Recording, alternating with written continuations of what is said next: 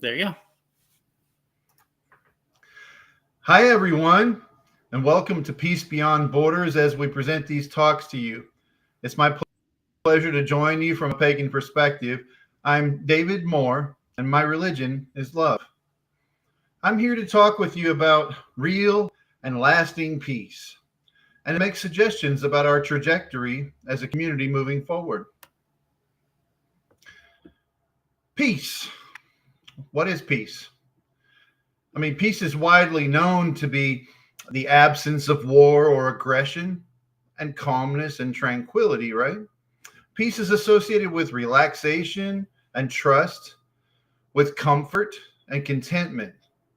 Peace brings images of smiles, sleep, and signifies the absence of stress.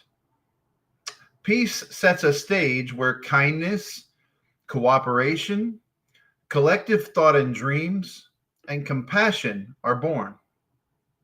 Peace, therefore, is only the beginning. That's what it is, my family. It's a beginning.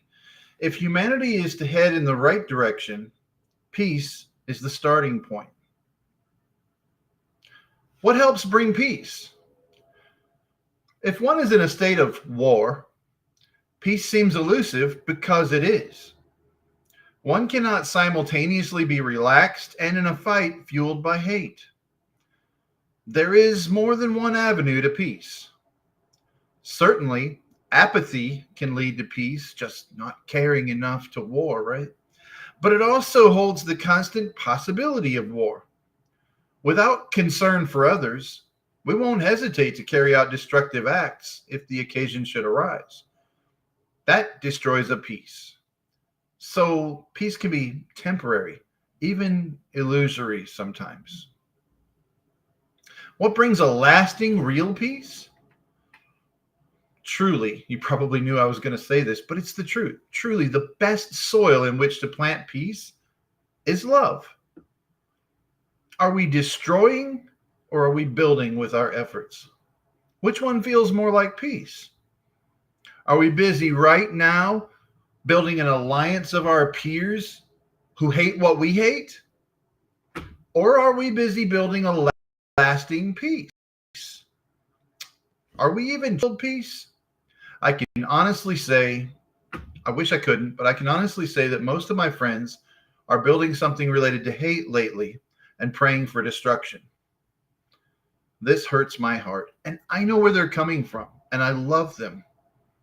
I know they're fueled by a sense of righteousness and zeal, but those things also fueled witch hunts and wars in the past.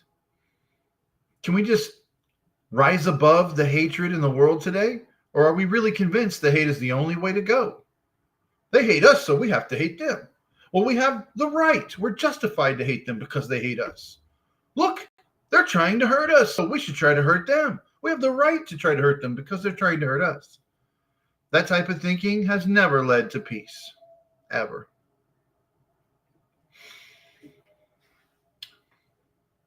So, how can we build peace now?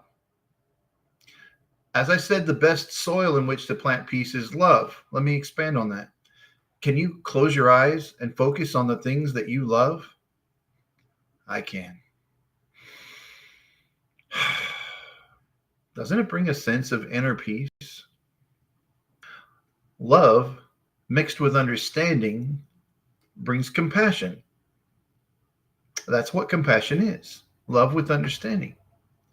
Compassion is what almost all of my friends claim to have in practice, but are recently failing to execute as well as they could. And that's why I felt the need to say something, because I love them and I love all of my human family collectively in general. Let me give you a practical example. Right now, there are those who would love to build a PAC, a political action committee centered on pagan rights. They believe voting and swaying others to vote the same way will bring needed changes. Well, Goddess bless them. I hope they're right. However, to me, suffering comes with either party's leadership, and oppression in one form or another results each time. Absolute power corrupts absolutely, maybe, and power corrupts, but Not everyone takes on the great responsibility that comes with great power, if you don't mind a Stanley reference.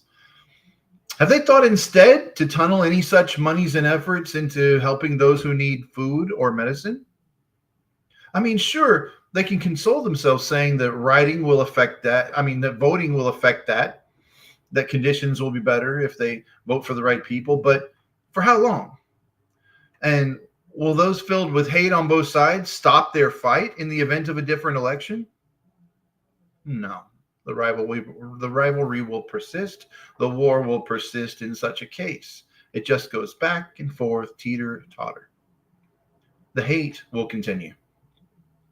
However, if pagans take the lead in feeding those who are in need, rather than simply complaining about the reason for their need, which all major parties share some responsibility for anyway, worldwide, what will Christian churches maybe feel the need to do?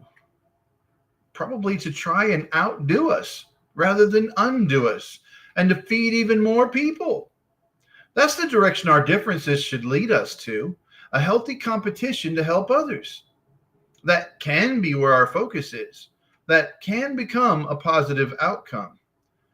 It is in times of difficulty that we can find our best strengths and that our heroes are born and show themselves. When we're together rather than at war with each other. That is what it means to find peace and to build peace. It doesn't come from war. It comes from positive building efforts. It comes from compassion. It comes from love and understanding.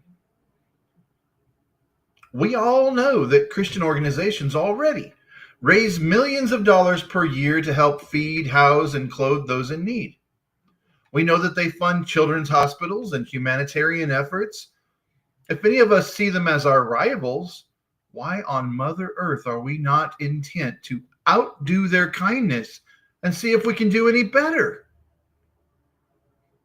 Are the few of them who are truly against us inciting us to war instead? Is that where we want to build, put our resources? Is that even building at all? How would our resources be best spent?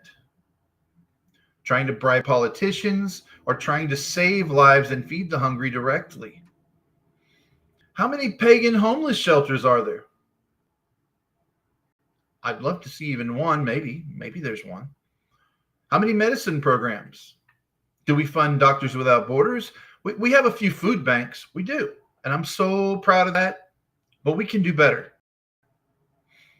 If we want peace, we need to become less of a perceived enemy and more of a perceived rival do-gooder group for our fellow humans. Will the poor and helpless benefit from a war? No. They will benefit from real assistance. It's hard to hate those who extend a helping hand to those in need on a regular basis, isn't it? War just sets us up for even more hate. I talked with the pastor of a Unitarian Universalist church in Tennessee when I was surprised to learn that the church regularly gives out Kroger cards that can provide fuel, household items, food, and clothing for those in need. She said to me that this is the real full-time job for a minister, and that church services were an additional member service.